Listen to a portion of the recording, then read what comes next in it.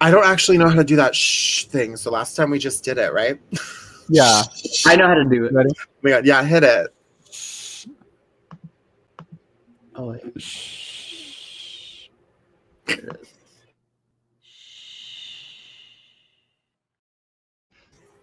Look at that. We have the technology competent. Oh, we said there. We said shush. I love that. Hi, everybody. How's it going? Here we are again. Welcome back to the Drag Race Down Under recap. And we're not all together, but it's my first time back since the first episode. So I'm really excited to finally be back to talk with all of y'all. I'm Dylan, and yeah, I'm going to let them introduce themselves again. Well, I'm Robin from Human Resources, but most likely, like I said last time, like Chuck from Custodial Services today.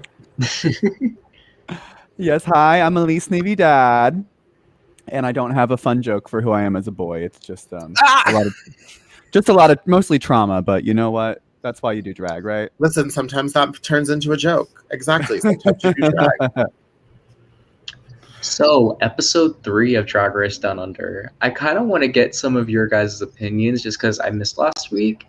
How are you guys feeling about the season? I'm like lukewarm. I think it's still, I'm not loving it so far, but I definitely think it has time and potential to turn it up. I think we're still at the beginning part where we're getting rid of our people who maybe aren't as great at reality TV or aren't as polished or just any reason they need to get rid of to work up for this finale. To be honest, this is the kind of season where I can tell it's season 1. And that's not trying to be shady. It's just, I don't feel like this group is that compelling, and not in a negative way. It's just there's no one that's like jumping out to me like, oh, I want them to win. Oh, they're super talented. Like, I love them. Like, usually on Drag Race, there's at least 1 or 2 girls by at least episode 3 that I'm just like, yes, I want you to win. But there's no one here. To be honest, my favorite part of the season so far wasn't even on the show. It was like during their exit was like Art Simone when... That means nothing. That means nothing. That's because how many times do these girls get eliminated and they're like, oh, well, I'm just happy to be on the show. It's like, no, you got eliminated. Like, yeah, bitch, I would be miserable if I got eliminated. And we did talk about that on that week.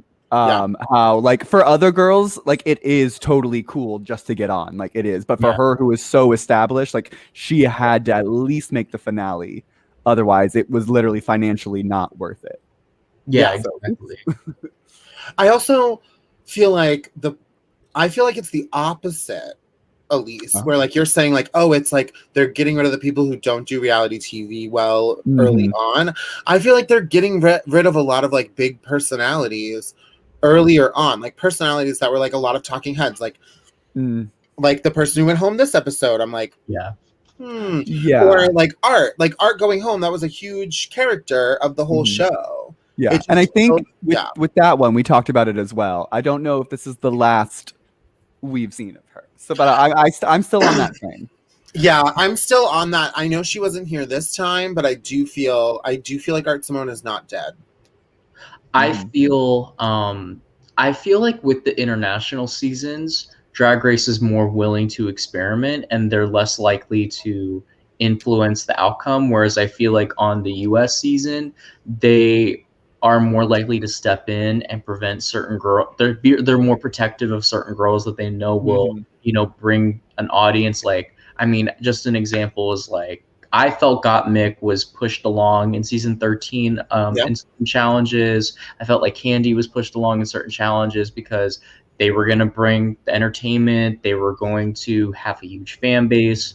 I just feel like in the UK and I guess in Australia as well, they aren't really looking to do that because I think it's more like a testing ground for like the show, if you know what I mean.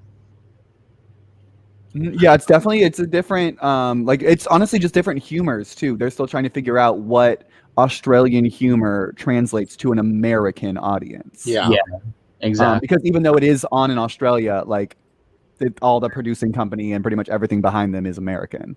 I do actually think they did use a New Zealand production company. They actually did? Yeah, I do believe they did, and it's work. being produced like with their team of people in New Zealand. Oh, okay. Because in Australia and in other countries, Drag Race doesn't like it airs on a network like VH1 does. Yeah. Here. Oh, I see. I still thought it was like WoW. Yeah, it's WoW is the US distributor of the international Drag Race seasons. But it's like they have their own production companies. Like the BBC produces Drag Race UK. Whatever company airs Drag Race Down Under is the company that produces it. So they are producing an American style reality show and an international version. It's kind of like Big Brother isn't the same in every country. Like Big Brother Australia is different than Big Brother US and different than Big Brother UK. So it's like every international season is going to be edited a little differently, I feel like, because they're editing it for the Australian audience. I'm just wondering if the way Australian reality television is created translates well to an American audience, because we as three American people are finding it a little meh overall so far. And I think that might be because I think in Australia it's a lot less of the force feeding, I feel like, than we're used to in America. I feel too that the question is, are they trying to play to an Australian audience or an American audience? Is it more American people that watch it, or is it more Australian people that watch it, do you think? I feel like it's a blend. Yeah. It's probably mostly Australians, but like I think there's probably a huge chunk that is also like American. Yeah, because I know with Big Brother Canada, like there's a large audience that obviously doesn't translate because they have to use ExpressVPN and other websites. But there's definitely a large audience that is from America, not just Canada. Yeah. Yeah, I think about like Canada's Drag Race was huge in the US. I feel like everyone really watched Canada's Drag Race, because I do think Canadian television, although edited differently, is similar to American television in a lot of ways. I think they make a lot better choices in diversity in Canada. But as far as Drag Race, I also think that RuPaul tends to have more fun on the international seasons. That's what I've noticed.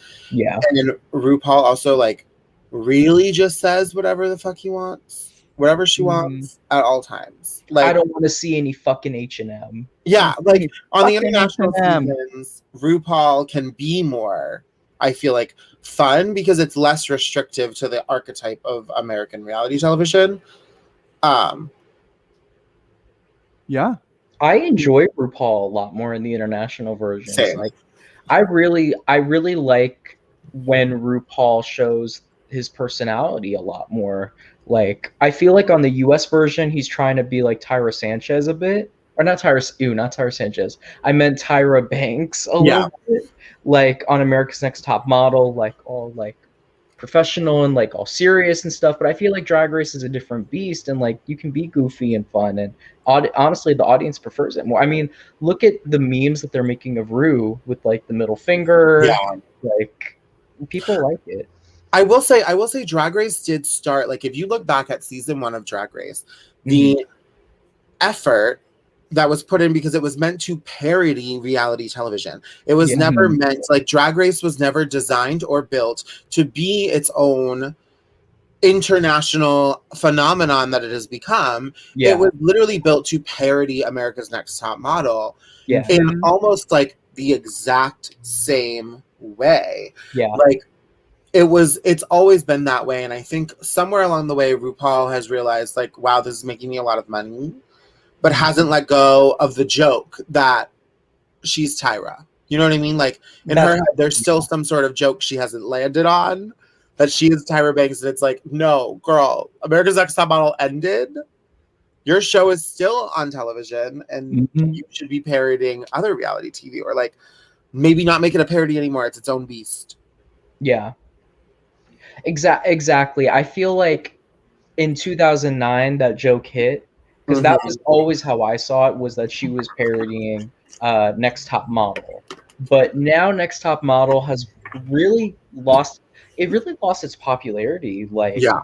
I would say by season 4, season 5 of Drag Race. But now, like, people probably don't even remember it unless they were around for it. Like, the general audience of Drag Race is very young and probably aren't going to get the joke anymore. So it's like, has Drag Race been on the air longer than America's Next Top Model was on the air at this point? No, I don't think so. America's Next Top Model started, I believe, 24 seasons. Yeah, but they did multiple per year. They did 1 or 2 a year, depending on the year. I'm trying to think of the year it started. I know it was 2002. Actually, Drag Race is catching up to it because it started in 2003 and their last season was 2018. Drag Race? No, Top Model was it was 2003, so it was on the air for 15 years. Yeah. But also they took a break, so really it was on the air for 14 because there was no season in the 2017 year. So Drag Race is only 2 years behind. It's gonna tie it in this upcoming year. So now Drag Race has been on air around the same time period. So yeah, it's interesting to see how things started and how it's going. Like, the fact that we've gotten multiple international Drag Race franchises in a single year, especially during a pandemic, is kind of crazy and wild to think about, especially when you think of how Drag Race started in Logo's basement. Exactly. Oh, yeah. I think, so we've been going for almost 12 minutes. Do we want to talk about the episode? Yeah, Gorge. Yeah, we can. See, I feel like that speaks for itself that we haven't even like talked about the episode because honestly, I don't really have an opinion on. Oh, I have some opinions. I just don't know what happened at the beginning of the episode. And I have some feelings, not entirely feelings, but some. All right, well, let's go through the episode then. Yeah. So last week was Art Simone got sent home by Coco Jumbo. No. Correct? No. Wait, who went home last week? No, last week was... No, you're right. It was Art Simone. Yeah, it was Art Simone because the goodbye message was like, good luck, Karen. Yeah, it was Art Simone yes. and Coco Jumbo. They lip synced to I'm That Bitch, but not the good version of it. The bad version. Without the Drag Race girls. But yeah, how did you feel? So the mirror message, when she was like, only good luck to Karen, I was just kind of like, I don't know if I would be that petty on the way out. Oh, I would. Absolutely. Well, you're on there to make TV. You're going to even make a scene after you're gone. I'm there for it. Why not? Yeah. Ruffle their feathers. Who's going to hurt? I really wish we could have seen more of her because I feel like Art Simone was like the one that was going to bring drama and she was going to make the season a little more interesting. And she was also a contender to win because she did really well the first episode. I would argue that she did well in the second episode too, as far as her runway. Like, and I think we talked about it last episode, Dylan, but I didn't think her bindi was nearly as bad as Karen's dolly. No. Yeah. No.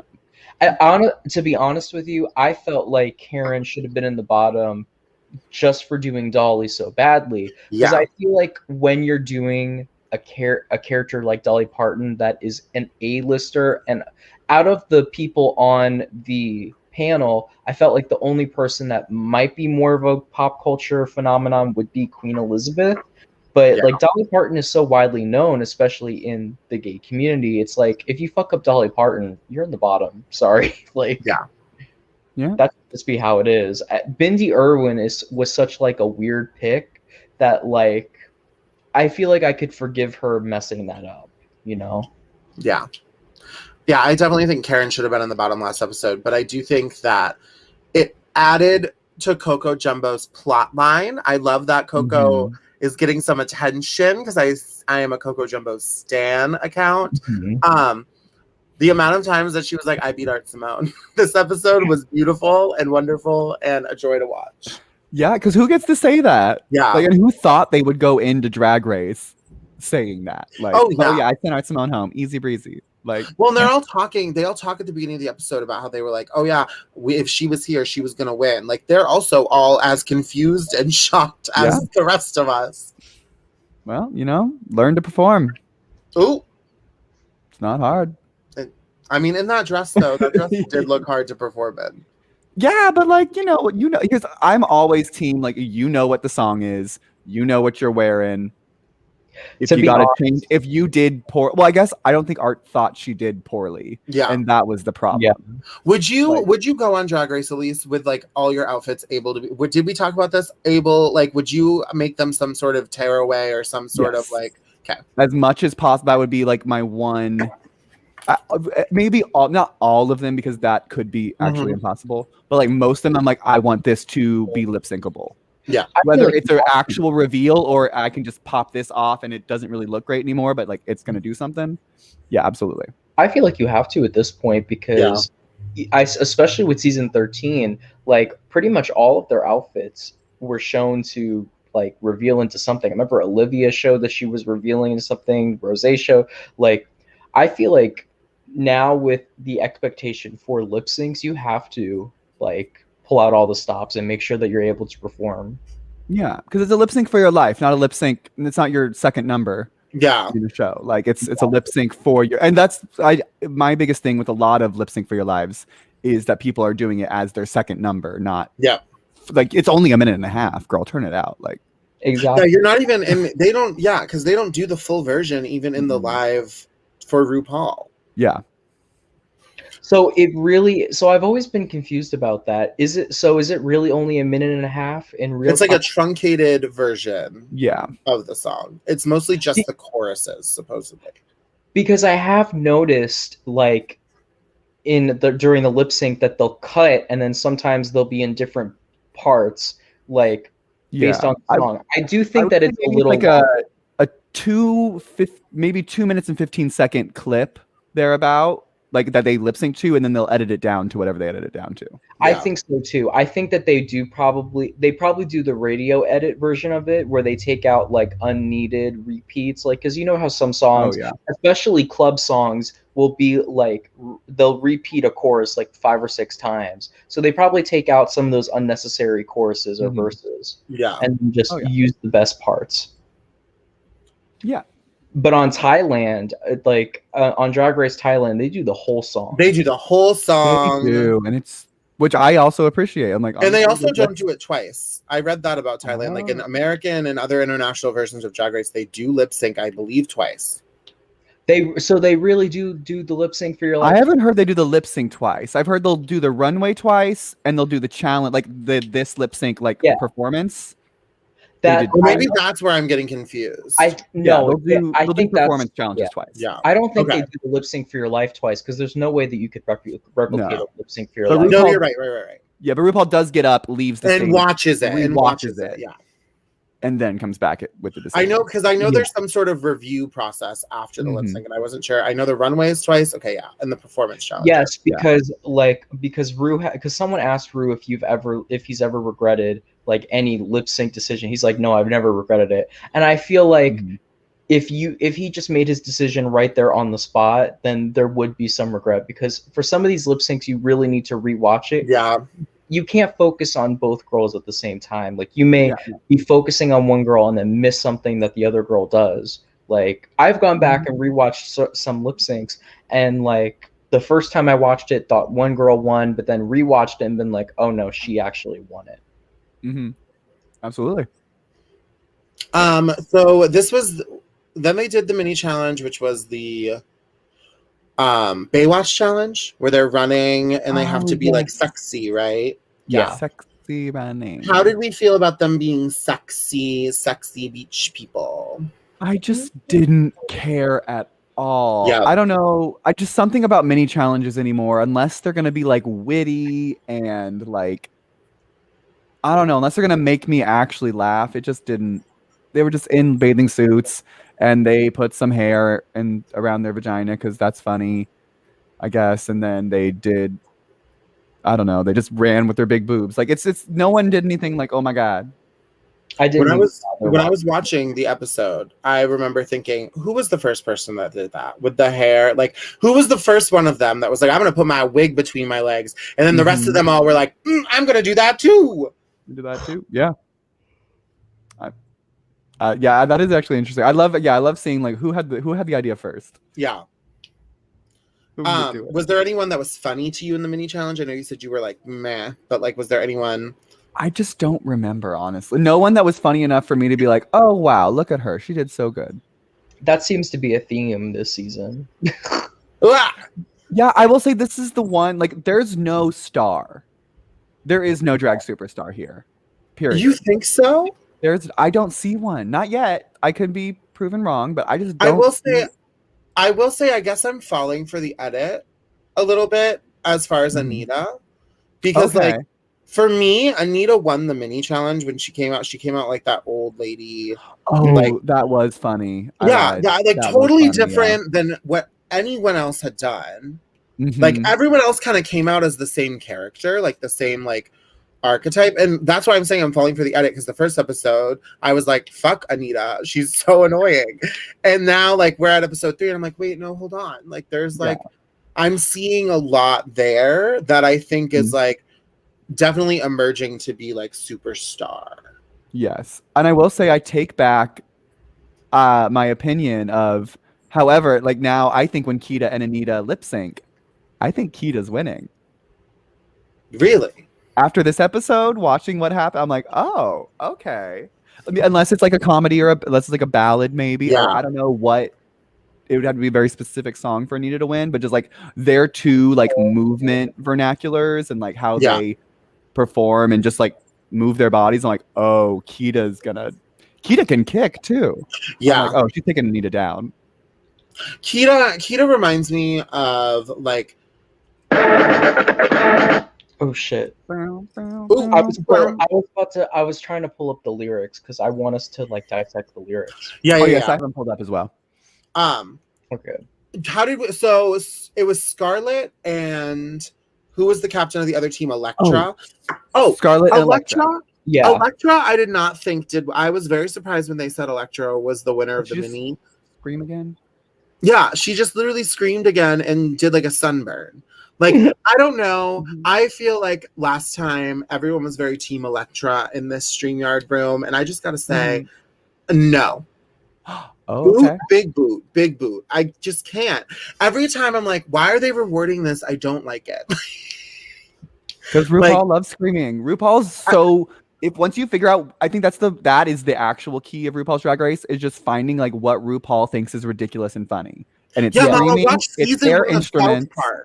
Season 1 of South Park is literally RuPaul's sense of humor. Yes. Yeah. RuPaul is a 14-year-old boy.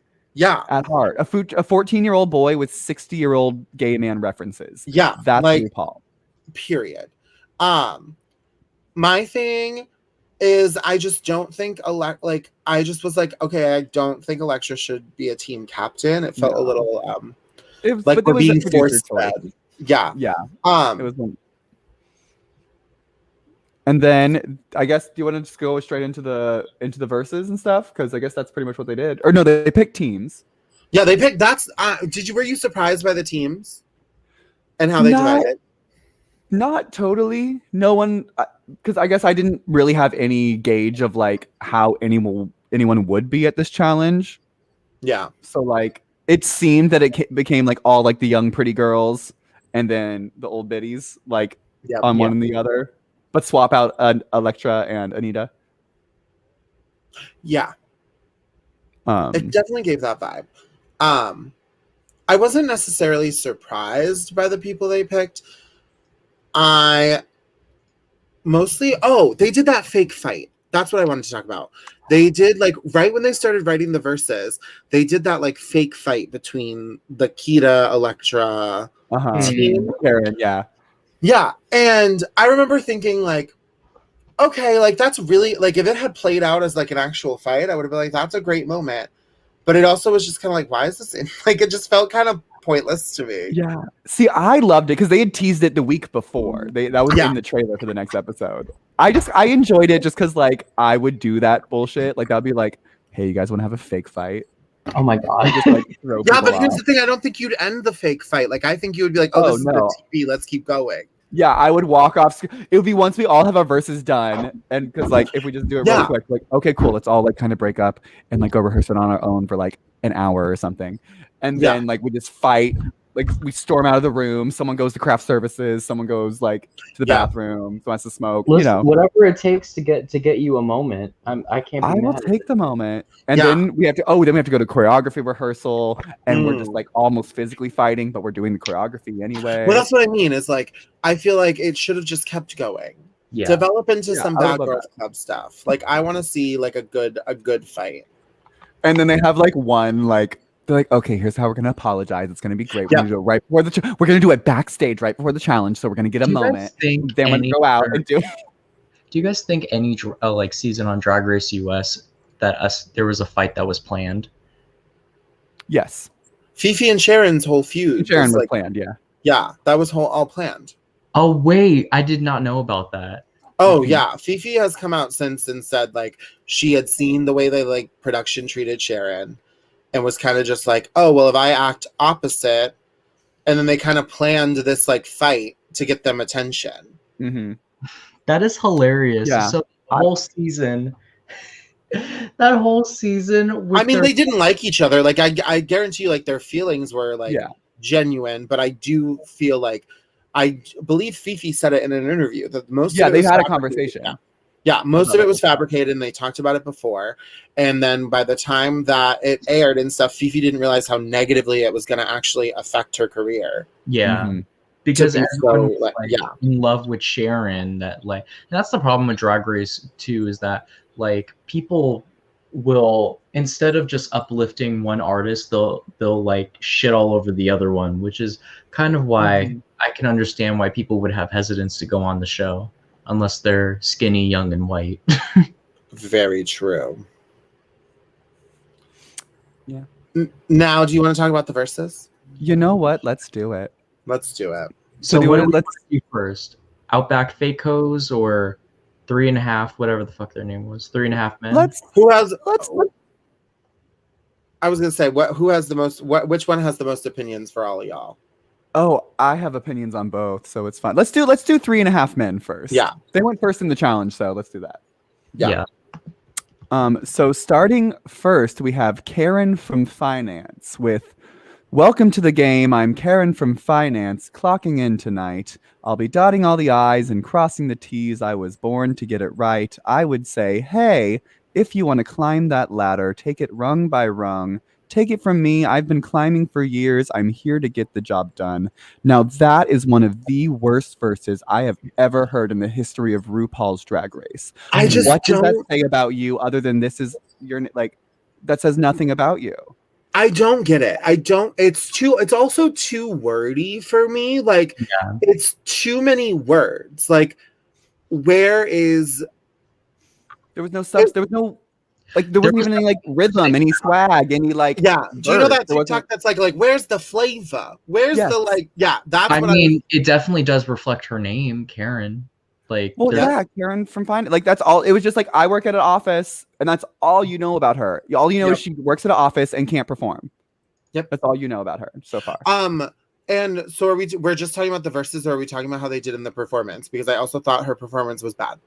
Well, I don't think she particularly did a wonderful moment. She was just kind of like, no, I also think no one knew the words to their own verses. Yeah, what's that about? Weird. This whole episode, I was like, did none of y'all know your own words? Also, the fact that like, I'm gonna call Maxie out a little bit on this, even though I love her. The fact that you don't have a verse going into any Drag Race, like, what? That's even just as much as like Snatch Game, you know you're gonna have to write a verse. Like, look, if you look at all of the challenges, like you have the same 15 seconds allotted for every single song that you're given. Like you could do "I'm in Love," "Congratulations," "I'm That Bitch." It's the same length of time that you're given for each challenge. So and all of the beats per minute for all of the songs are the same. So realistically, you could bring in a verse and even if it doesn't fit the song, like once you get the song, all you need to do is maybe change a verse or two to fit the song and like and match it a little more. Like I think I was watching like Denali, and Denali like had a verse for what was it? For Congratulations, even though she did Phenomenon, and she reused some of her verses from the Phenomenon because she made it fit into both things. Yeah. So I actually agree with you that you should have a verse roped in. I felt like Karen from Finance, like it really was just her name. Like it looked like Karen from Finance. It's that old lady that just works at the job, came in and just, did karaoke. Like, yeah, it was whatever. It wasn't lovely. No, I wasn't into it, and I wasn't into what she was wearing either for the performance. Yeah, like what? Overall, she was kind of a boot for me this episode, but I feel like she's been a boot for me every episode. But I will say I thought she should have been in the bottom 2. This challenge. I was gonna just say that I felt like she should have been in the bottom over. I would say even Maxi. I would have put her at least in the bottom 3. Mm-hmm. But after her was Kita Mean. Mm-hmm. With okay, I don't really know the rhythm for this one. Karen's had no rhythm, so I made up my own. I loved your Dr. Seuss reading of the Karen from Finance one, so you can do that again. I loved it. Okay, work. So Kita Mean is quirky, kooky, kitsch, quick, and keen. # team Kita Mean. Social clown with a side of vamp. Put my face on a stamp. She's the queen of camp. Live life, laugh to live. If you can't love yourself, what you got to give? I'm here to boast. I'm the host with the most. Get so in. Oh wait, no. Yeah. I'm here to boast. I'm the host with the most. So get so engrossed in this overdose. I love that one. Really good. I liked her a lot. This challenge, she out of this team, the 3.5 men or whatever, I believe that she was the strongest verse. She also in the performance had the cutest look. I was obsessed with the whole outfit and the hair. Like her makeup was really well done for the challenge. Like I felt overall, Kita Mean, if she was on, she just killed it. She just killed it. Mm-hmm. What I liked the most about it was that she had, I think maybe out of everyone, like she had the best written verse. Yeah. Because it was really good rhythmically. The rhymes were really good, and it had bars like like coochie kid. It also was kind of a shakeup because I felt like the other girls were just doing like the same like like it was kind of a switch up, and it told us a lot about herself. Yeah, like social queen with this social clown with a side of vamp. Put my face on a stamp. She's the queen of camp. Mm-hmm. Like I don't know, it just was written really well. I really liked Kita Mean's verse. Yeah, I thought Kita Mean this whole challenge was great. I really think that she was someone who came in, like you were saying, with a verse that was done and just made it work to the song. Yeah, because she knew it too. Like it was good. It was on point. It was. It told us a lot. You got a lot of puns and a lot of like. It was all like campy, vampy, like, but it was all you got different sides of. Like the comedy, the camp side, and I enjoyed that. Yeah. And then up after her was Electra Shock. And she sang hers. Let's see if I can figure it out. It's like, call me Electra, don't forget, gonna win this race, better place your bets. I'm a high kick till I snatch the crown. All these other talking bitch going down. I'm gonna do a pirouette while I spit my verse. Only need 5 minutes to rehearse. Got basic drag, but I'll make you laugh. Representing on RuPaul's behalf. I respected the fact that she sang because a lot of girls just go in rapping and they rap badly, but it's not out of like because they want to rap. It's just because they can't sing. Yep. However, I kind of agreed with the judges. Like, why would you, like, when you're rapping about yourself, you're like supposed to be upping yourself. Like, why would you say that you have basic drag? Like, that's not the part that bothered me about her verse. I just felt like it was boring. Like, well, I just feel like overall she she kind of got put in a shitty situation because you have Karen's novel in the first verse. Then you have Tita's upbeat, like really well done part of the song, followed by Electra's singing, which wasn't bad. It wasn't great, but it wasn't bad. And then the lyrics were kind of just like generic. Like, I feel like any queen could have written those lyrics. Well, how many times have we heard a queen's verse basically be like, I'm gonna win, I'm gonna snatch the crown, like that's there. Every season there's a queen that has a verse about snatching the crown, and guess what, they never do snatch the crown. No. So and she did give herself too much dancing. Like the critiques for her were very on point, and I agreed with them. Because she did kind of make that whole number, if you watch it back, like she's rolling on the floor in front of them. They look like backup dancers. Yeah. Like, I don't think there's a problem about singing about yourself, because that's the point. Like, you're introducing yourself, but at the same time, you're in a group. Like, you have to incorporate the group, you know? Resident Electroshock stan, Elise, would you like to say anything? I mean, I'll say I actually thought this was like one of the best verses. I thought did it say a lot? No. Or maybe it was more what she did while, like, the fact that she like was able to thwack, literally give pirouette, arabesque while lip syncing, while performing. And I'll say, yeah, she was in the front. She did a lot, but she was also the team captain. That was her fucking prerogative. If the challenge was make sure they look good, that's a different challenge than make sure you look good. Okay. But what I think it was, and what they said, it was too much on you. What actually it was too many splits. Yeah. I think that was the critique they meant to give, or that's the impression that, because it was too repetitive down the bottom. Like, that's fun, sexy, but like I think it was like she just split there, and like that's the big attention grab. Yeah, I get what you're saying. Yeah, but also she should have been nowhere. She should have not touched anywhere in that bottom three at all. Like, she should have not been. Like, those sins are not as bad as other people's. Like, at least her verse was good. She sounded good singing. I would have swapped her and Karen.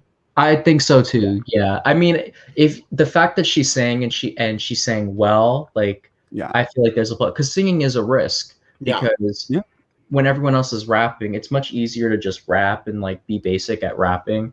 But if you're going to go in and sing, it is a huge risk, because you could be off pitch, you could be off key, even with the auto tune that they put in. But I thought she did okay. I didn't think she was the worst. No, honestly, I thought she could have been in the top three, because or safe at least. At least safe, because now you're going a little too far. But I would have given it safe. Could have not been safe at all. I would have said safe. I would have. I agree that her and Karen could have been swapped. Yeah. Oh yeah, but up after her with all of this shenanigans comes Maxi Shields with no shenanigans. With it's time for a big girl to snatch the crown. With years of experience, bitches bow down. I have 2 big melons and a rump to boot. Clear the way, you bitches. Maxi's here for her toot. I don't know. What I really don't like about what some of these queens do is that when they just don't know how to write, it's so obvious, because they just like what's the word? They hold out their verses like for a long period. It's kind of like with from the House of Hall, Chicago's Mackie Doll. I am the most glamorous in this race. It's like you had to stretch like one verse across like 2 verses, because you couldn't think of a third. Like just bring in a verse, just write it. You got all the time in the world. Just write a verse, bring it in with you. She thought of the setup, but she couldn't think of the conclusion, and that's kind of what this gave me. Like, it was kind of obvious that she just didn't know how to fill up the her time, so she just like stretched out her verse. Yeah, I have the biggest complaint for Maxi, and I said it last time, and I will say it again. Why the fuck can her breastplate match her stomach? Oh yeah, every single time it's exposed. I'm like, why can it not look the same? I don't. And they edited it. I noticed that too. The album artwork for Queens Down Under on Apple Music is edited where her stomach is the same color as the breastplate. Oh, the drama. And so I'm like, that did not look like that. It's actually kind of funny. It was kind of giving me like an Abby Lee Miller moment. Yeah. Where like, you know how if you look at pictures of Abby Lee Miller, her face is always like 10 times lighter than her stomach is. Mm-hmm. So that was kind of what it was giving me, but that's not necessarily a good thing to give. No. And also, I do agree. She got on that floor and she said, "I ain't getting up ever again." And that's we'll talk about the runway later because I did like that. Yeah. Yeah. I was very surprised she wasn't in the bottom two. Yep. Same. Yeah. So overall, I would give this version of the song a 2 out of 100. What, 10? Out of 5. Oh, okay. That's not terrible. That's very high. Good for you. I mean, it's still not good. Yeah, it's still not good, Gorge. I mean, I'll give it a 2 as well, because I'll give it 2 for Elektra carrying all of them on her back, except for Kita, and Kita was pretty good. Yeah, that's half the group. Yeah. 1 star for each person that we think. Yeah, 1 star for each person that deserves one. Maybe that's a good ranking system. Like who gets a star? I think 2 of them get a star. Yeah, I agree. 2 of them. See, I don't know. I think one of them did the good job, and Elektra was just kind of like gets a half star from me. Yeah. If we're going that way, 1.5. Okay. All right. Well, then we have the next group. Ooh, yes. What is it? The Outback Fake-Hoes. Outback Fake-Hoes. But the way they made it, they like pronounced it was like Outback Steakhouse, but like Outback Fake-House. Yeah. Oh, yeah. And that's the thing. I thought it was Fake House the whole time, and then I realized it was Fake Hose.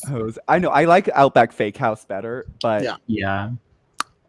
Honestly, I love the name. I thought. I thought it was a fun name. I thought it was like, and also you could tell those were 4 queens who realized there is an American demographic for Drag Race. Mm-hmm. Because it's not like they have an Outback Steakhouse in fucking Australia. No. Do they? I don't know. Australian audience, please tell us. Is there an Outback Steakhouse there? Let me look. If there is, can I get a gift card? Thank you so much. Here's the thing. That would be, well, I guess there is American restaurants in America. Yeah, there is Outback Steakhouses in Australia. I don't think, is Outback Steakhouse actually Australian food? They're mostly in Sydney, which is like very tourist. Yeah, it's themed as like the Australian. It's like Australian. Yeah, it's Australian, but like, do they actually have really Australian fan of food, Outback or is it just like an Steakhouse. Australian theme? I mean, I don't know. Have you ever eaten kangaroo? No, but can you eat kangaroo? Yeah, people do. Yeah, it's a thing. Hold on a second. No, ma'am. That's not real. Yeah, kangaroo. Can eat it. I'm just imagining that Kangaroo Jack movie. Who's in that? Anthony Anderson. That's what I'm imagining. Is they just like that? That would have been one way to get rid of him. Which, can I tell you how much of a fucking that and Snow Dogs, which was such a fucking like rip off by how they advertised it. Yeah. I was promised Talking Kangaroo and Talking Dogs the entire movie. Turns out they talked for exactly like one scene, and that was when they were like high or something. Like, what the hell? Yeah, I was marketed as different films, but that's for another podcast. Yes, that's another podcast. But so then we have the Outback Fake Hose. So who's Dr. Seuss reading us these lyrics? I have it pulled up. If you're ready, yeah, go for it. All right. Scarlett Adams is Stitch Sew, Red Lip, Bombshell, Burlesque Bitch, 30-inch, Human Wig, Big Crowns, Waist Cinch. I got immortality and solidarity, West Coast legend, personality. You won't forget her because I do it better. Branded bitch, Scarlet Red Letter. She looked great. Okay, yeah, let's start there. She was stunning. Yeah. I think she's gorgeous. So this is a good chance to say we are discussing this person's drag. Scarlett Adams is not a good person. They have done a lot of racist things in the past. I am sure they have grown from, I hope they have grown from those things. They have apologized online. But I want to be clear that when we're talking about this person, we are not talking about them as a person. We are talking about their drag and the art that they are presenting. I didn't even know about that. Yeah, so we're not. I just want to make sure that we are clear for the people who are watching and will be watching. We are discussing these people's drag and not the things they have done or their moral character, because we the realize reality TV character.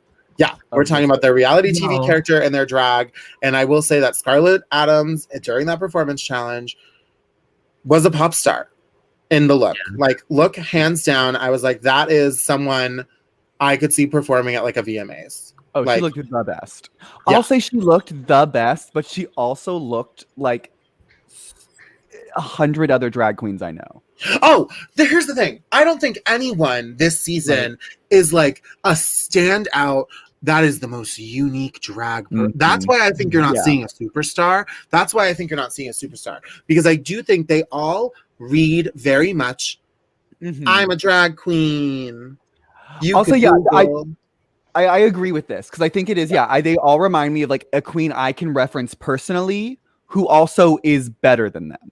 Yep. Yeah. So I think that is like a personal queen like I know here in New York City or in somewhere else in the country. That like I think maybe that's it where I'm like, oh, so that's that girl, but like not as good, or she like something like that. And so that maybe that's why I'm not like where's like no one's impressing me. I will say, I watched this episode with Ramona Mirage, and Ramona was like, Scarlett Adams is who Aquaria wishes she could be. And I was just kind of like, hold on a second. I was like, I disagree. I was like, that is a flip, mama. I would, no. Like, and I'm not the biggest Aquaria fan, but to say like that Aquaria wants to be Scarlett Adams, I was like, that's a little much. Me? I would say maybe it's tall, but like not even. I think Aquaria is fine with how she is. Yeah. I just saw what Scarlett Adams did, and I'm not that surprised. To be honest with you, Australia has a really bad race issue. Oh, yeah. Like, worse than America. We talked about the first episode. We talked a little bit about just, like, the racism in Australia is it's embedded in their pop culture as well. It's, like, in the entertainment culture. Like, the amount of... I referenced the comedian Chris Lilly. Like, the amount of, like... a lot, like some of his stuff when he dresses up as Jamae is like wildly offensive, like very humorous, but like he has done other things that I'm like, wait, no, that's not funny, and no, that's actually very off base. Do we think that Scarlett Adams has a chance at winning? I think here's the thing. If this was a purely Australian audience-based show, Scarlett Adams would still probably be in the running to win the show. Yeah, I do think with the American influence, and that America is further along in their journey grappling the systemic racism in the country. I do think that American influence on the show is going to stop Scarlett Adams from getting the win. Yeah. I'm just curious to see. I think she could make the finale. Yeah. I think she could have been a winner girl, but now, I think now that all this came out, they're like, no, not yeah. I think she will be. What if the top two is Karen and Scarlett? Well, that's the thing. Is like I mean, if you throw a stone, I guarantee you at least one of these people has done something offensive based on the American, based on American culture and what is what has been deemed appropriate here. Those things should be deemed appropriate in Australia. I'm not saying that they are not. Like, just because they're not appropriate here doesn't mean they're excusable in other countries, because it's still not. Yeah. As far as Scarlett's verse, on the topic of the verse, I did like the verse. I do think it was one of the better verses. I do think she... I like the personality because she's from Perth, Australia. I thought that was like... As much as the joke was presented in front of her, I do think it was a good grab. It's also up RuPaul's alley of like stuff that RuPaul likes. Yeah. Oh yeah. Puns. Puns, humor, but like still pretty. Yeah, I thought it was pretty good. It wasn't revolutionary, but it was still pretty. It was good. Yeah. Good. I really liked the next verse though. Oh yes, Anita Wigleb. Okay, this is fun. They call me Wiglet. I'll jiggle it, I'll tickle it. Open up my thighs, look inside, and you might see my dick. Okay, I didn't hear all those lyrics, but that's my first time reading that work. Don't call me said my dingaling. Yeah, that might have rhymed better. What is this? Don't call me a man.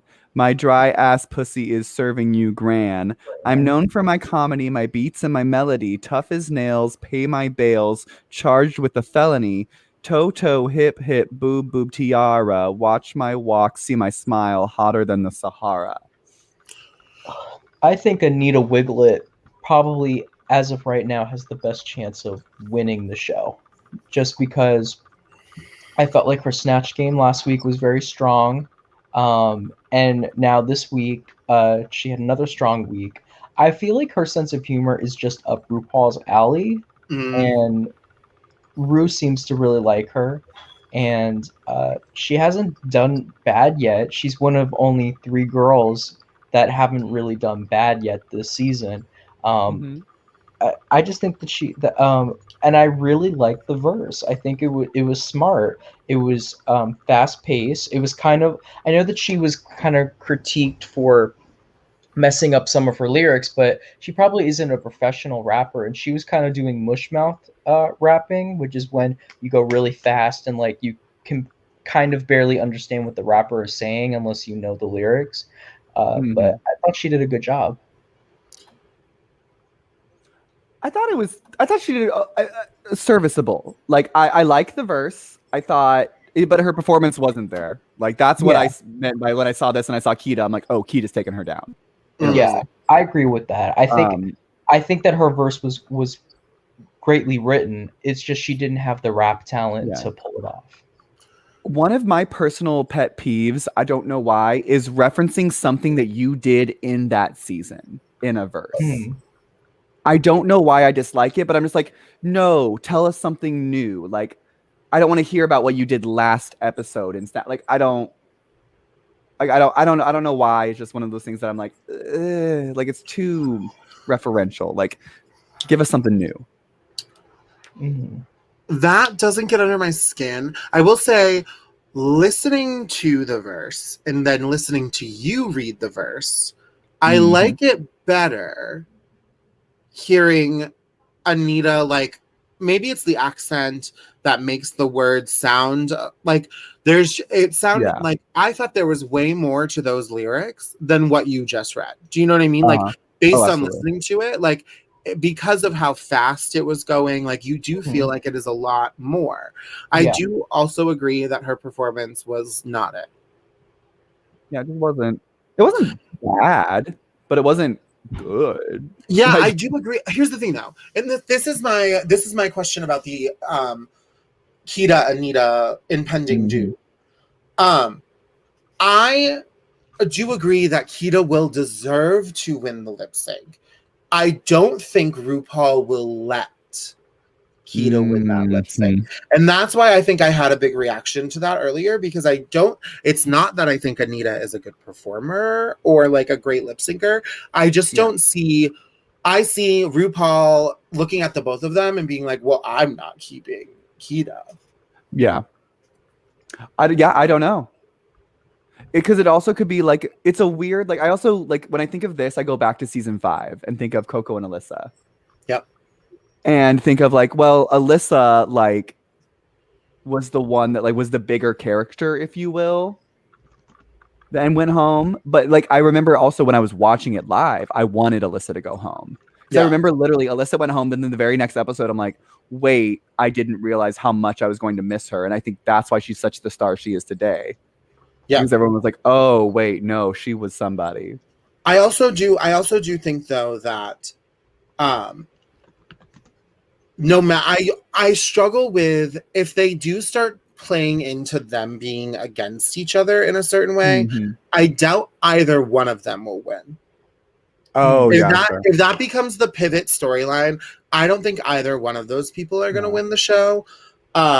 Only because when production in reality television, at least in the American version, and if there's that type of influence here, if they pivot that type of storyline to you, I feel like you're not going to win.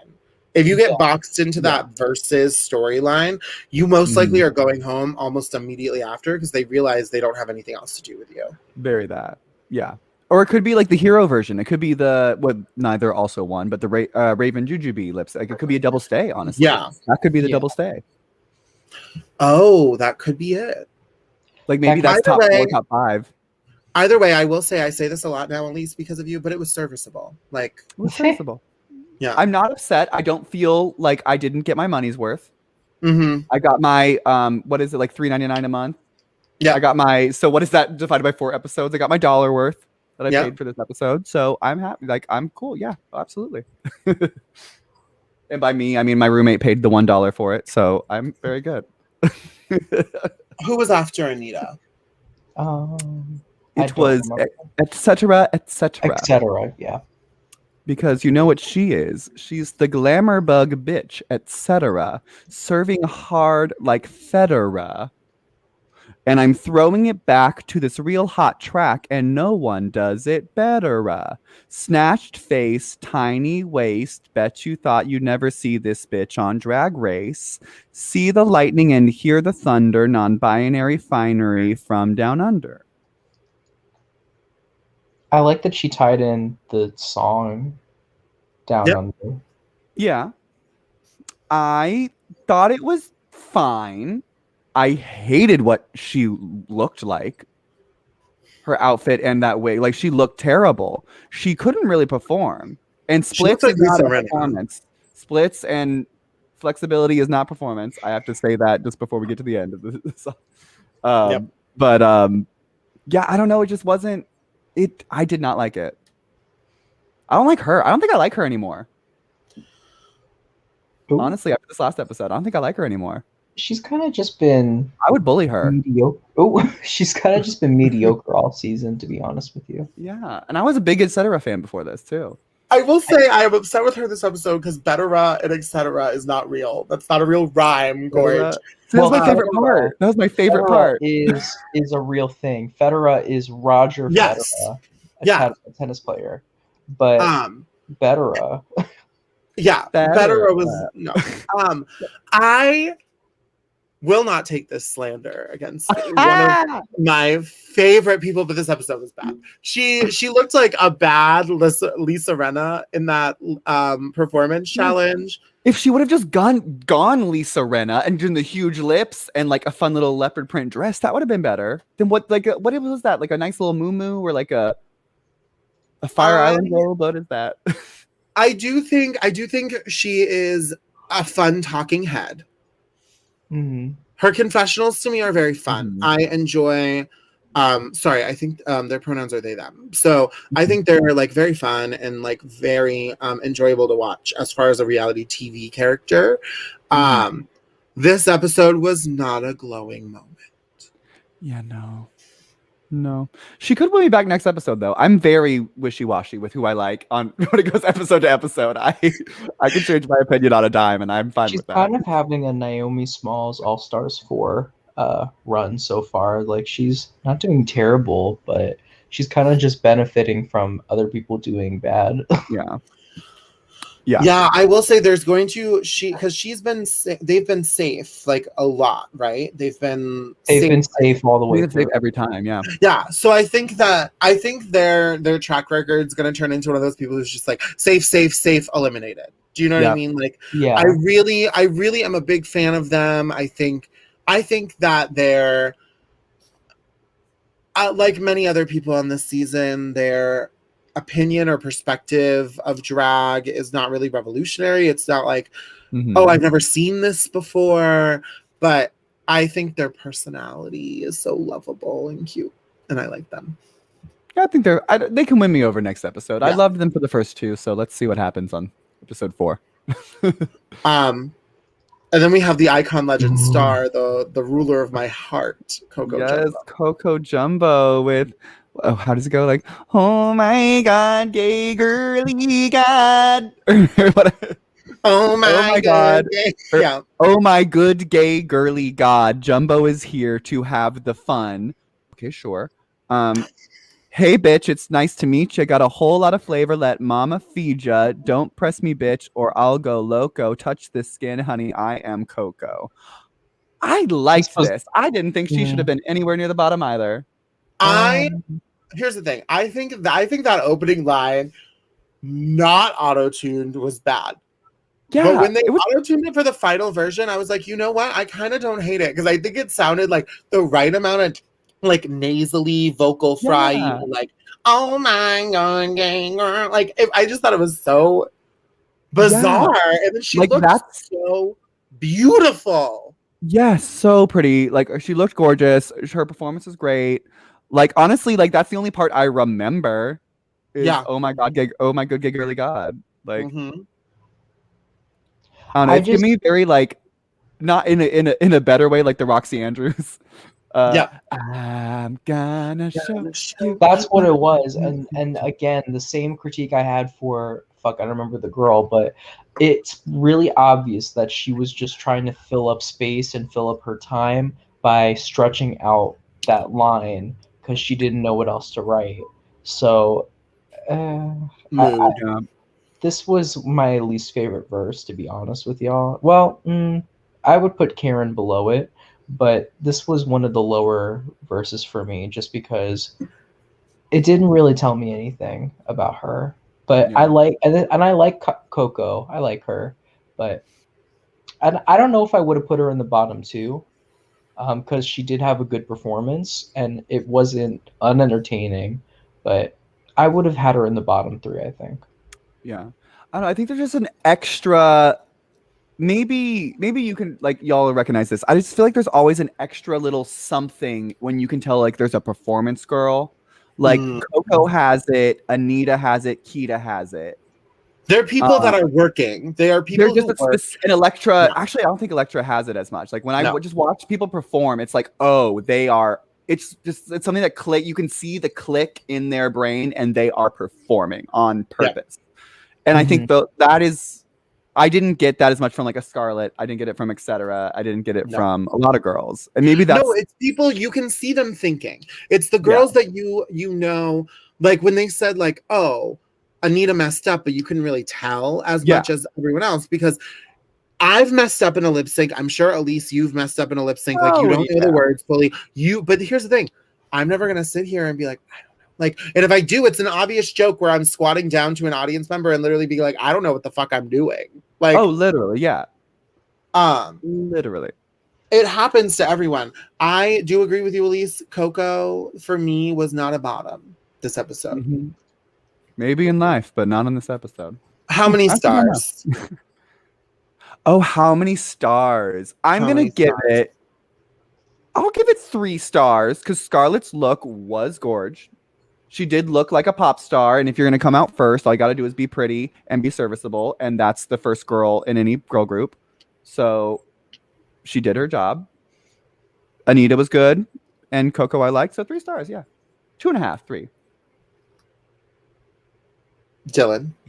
Somewhere in there. I would say, okay, so I really liked the first 2. The third one was okay. The fourth one was I would give it 3, I think. I have a controversial opinion. I would like to hear it. Oh. 4. I would say 4. I think, here's the thing.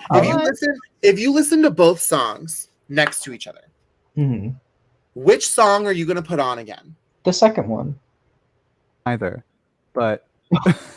you would really, here's the thing, you would really sit down and be like, I'm going to listen to this. No, it would definitely be the second one. Absolutely. Yeah. Like, that's the thing, is like, that's what I'm thinking about, is like, all day today, when we talked about writing our verses, I was like, I want to listen to the song that I think that was better to get more of an idea of what I want to do. You know what I mean? Or what I want this to sound like. And so like, in terms of listening to both of them, I sat there and listened to the Fake Hose version over the 3, like, because I just feel like overall, like, I also have a problem with Drag Race competing as teams and judged as individuals. Oh, okay, fair. I feel like if there's a, like, I feel like this episode, it was a clear, like, this group was obviously stronger in the final presentation, and that therefore those people should have been safe. Winner comes from that team, and then the other team are the people who are up for the bottom. Yeah. Granted, I do think it takes the runway element out of it, and I do think the runway is what saved a lot of people this episode. Do you want to go straight to talk about the runway? Yeah. Let's get to it. I thought this I thought this was an interesting category, especially for Australia. Like I like that they're incorporating like Australia pop culture into the runways. But however, I didn't like a lot of these runway looks. No, did y'all know the term bogan before? Like, had you? Yeah. Well, oh no. Well, I did not. But I I've didn't since know, looked it I up. didn't know the term, but I looked it up and and then I understood it. It's kind of like our version of hillbilly or like it's white trash. Yeah, white like trash. our version of like it's my backwoods people. trash. Yeah, I'm ready. This is the one this is my category. Like I am ready for this one. And the fun twist about this, and I do think, and I want to talk about it because Etc's look, I don't think gave it to us at all. It was Bogan prom. Yeah. Like, Bogan prom. It's supposed to be Bogan glam, prom. But it's white trash glam. Yeah, essentially like White a trailer park prom, a trailer trash prom, Trailer a prom. white trash prom. Yeah. So I thought Bogan prom was interesting. When they said Bogan prom and then Etc. walked out in the Juicy Couture sweatsuit, I was like, this isn't prom. Yeah. This was not a good showing for my girl. No, this is why another reason like I thought she should have been in the bottom, like at probably 3 at least, maybe 2, maybe just 3. But yeah, she should not have been safe. Like the runway was a miss, the look in the performance was a miss. Yeah. Even if the verse was like, listen to this, serviceable. like pretty much we're like talking about almost the entire cast did bad this week except for like maybe 1 or 2 or 3. Mm-hmm. Well, I think it was similar last week too. I do feel like honestly this is kind of, and I don't know if it's the social climate of the people they chose that are making me not enjoy the season or find it hard to enjoy the season. I just feel like this particular group, it's hard to get excited. I don't think it is the social environment because I didn't know anything about these girls. I didn't even know Scarlett Adams had that background, and it's just I'm not feeling them. And this is someone that doesn't know anything about any of these girls. I'm not feeling them. Yeah. There's no one compelling, and there's no one excelling in the game. There's no one that's doing like a fantastic job that's like leaps and bounds in front of everybody. Yeah, usually there's at least 3 or 4 girls that you really get into. Yeah.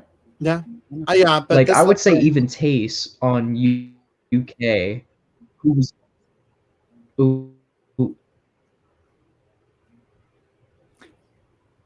did we lose Dylan?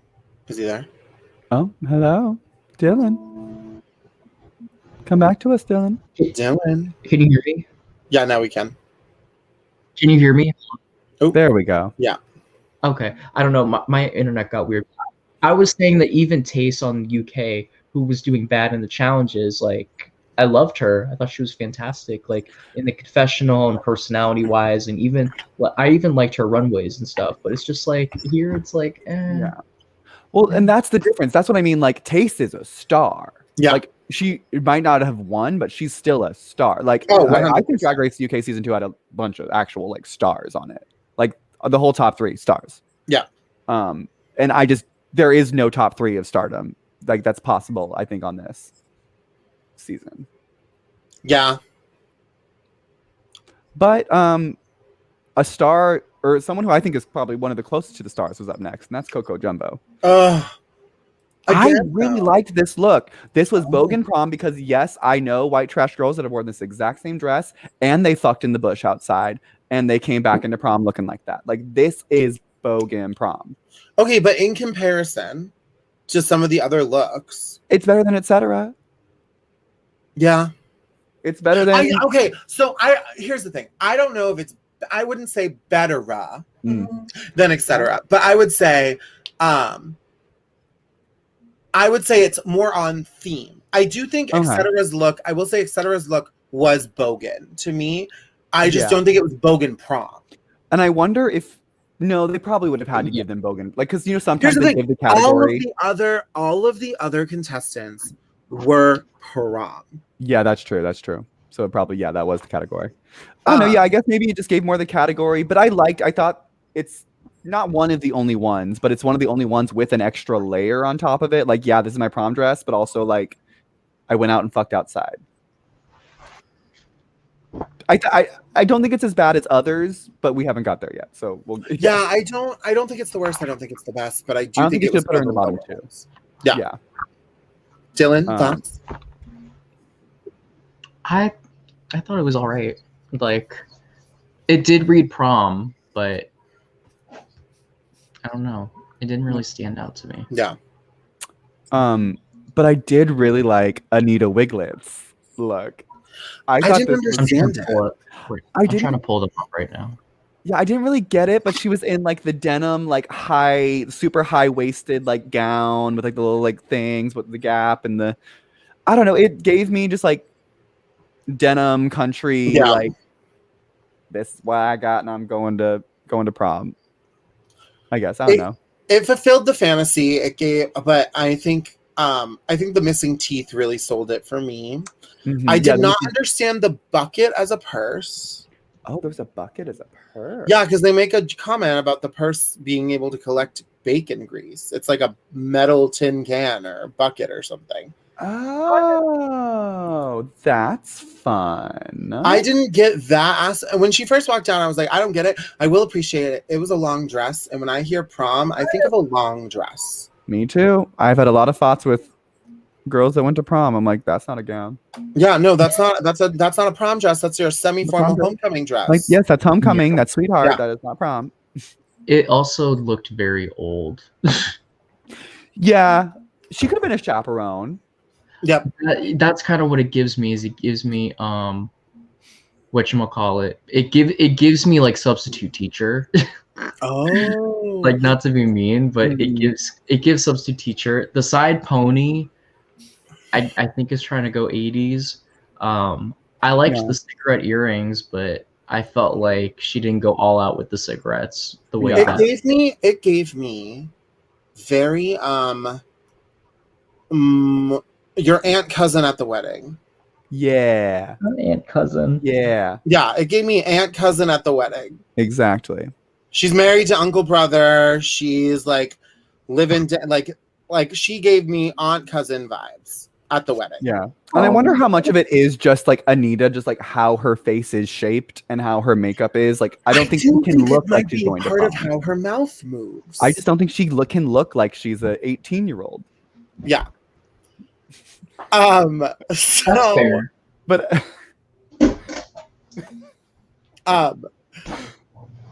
after Anita was who? Scarlett, I believe. Okay. Yeah. In the They The in wine Australia bag. they call it a goon bag, but I just call it like the bag from a box of wine. Like I never heard it called a bag of goon wine. bag. Yeah. I loved this. I loved it, except bye. I loved it, except what, and I say this as a long torsoed woman. Yep. That the shape was off. Like the waist was too low. It was Yep. way too low. It made it look like it was falling. I also wish the dress was longer. Yeah, like do a gown, do a full gown. It cut off way too close to the ankle. Yeah. It needed to be longer or shorter. Yep. Maybe that's what it was. Maybe it did actually fall down and needed to be up higher. Yeah. Oh, that's very true. Because it just looked low on her. But It also could have been low because I do think she was trying to accentuate that cigarette necklace. And I feel like maybe she like did the whole like, have you ever done that where you're like, I'm gonna just wear this a little lower so the jewelry looks like it sits. Oh yeah, let me like scoop this down a little Yeah. bit. Yeah, so like show off. Mm-hmm. Yeah, I it see seems that. like that energy. But the bag of wine into the cup, drinking it, 10 out of 10, stealing the idea, loved it. Oh, I thought here's the thing. I think again, despite the social implications of her moral character, the drag for me is good. And I do have to also point out the flip-flop heels. Yep. Like I said this while I was watching with my roommate. I'm like, this part of her toes are in so much pain because that's where all of the weight of her foot is going, like right in between that thing. Like I hope that's a nice cloth or a something. Oh, there he is. Hello. Wow. But yeah, I liked it. I love a practical purse. Yeah. Yeah. I see why she was in the top. Yeah.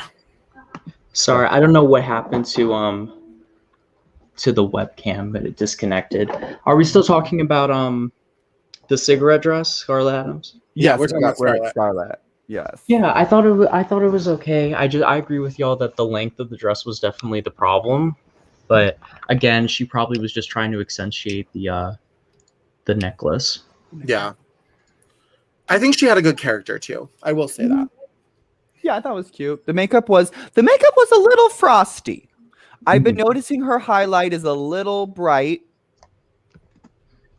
I'm not one to give makeup notes, but I noticed it. So same. I do agree with the sentiment that I am not someone who should give makeup advice, and also her face looked like, when you sit in it, it's been on you all day, and you can see it because, like, I guarantee you, they probably did not get time to change faces between the runway and the performance. Oh no, probably not.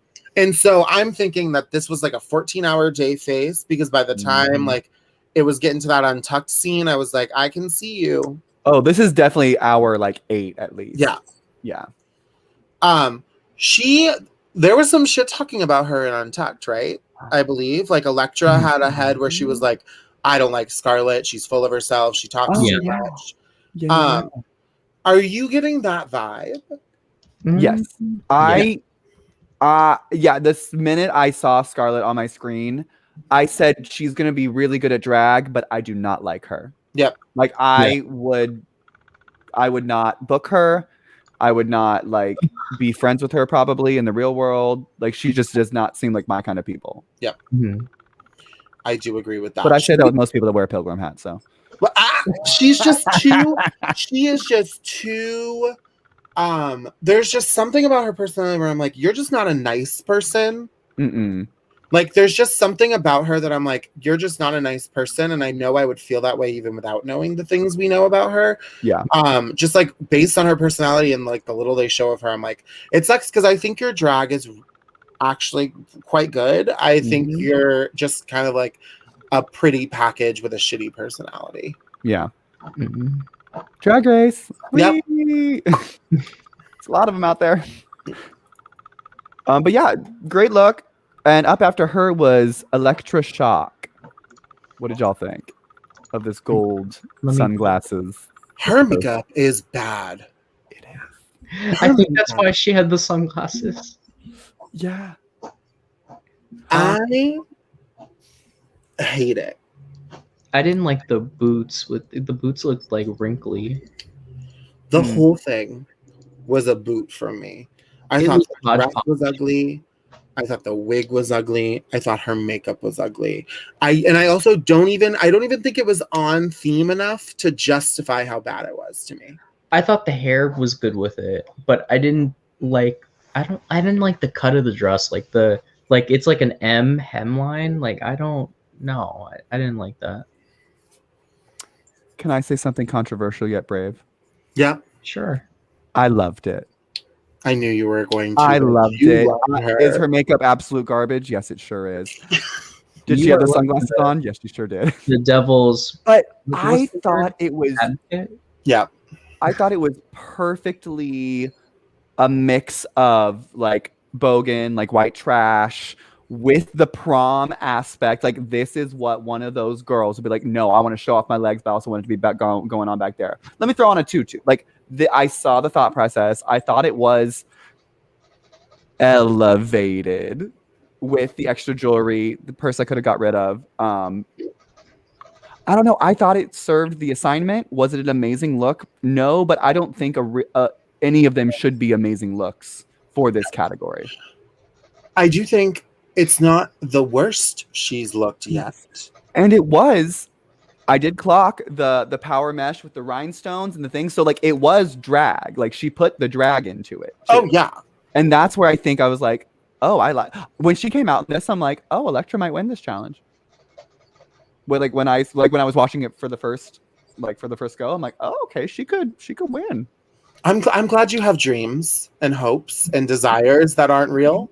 I guess I don't know. I guess hogging the spotlight isn't something that I consider a negative thing. So see, you need Kels here because you're not in an electric shock safety club right now. Yeah. I don't need to be. No, that's the thing. Like, I don't think she's that great. I think I could send her home in a lip sync. I think I could beat her in any challenge. Like, I don't think she's amazing, but I think she's better than the other people. Name names. Well, Which one? I think she did better than Maxi, etc. She did better than Coco. She did better than Karen. She did better than Anita.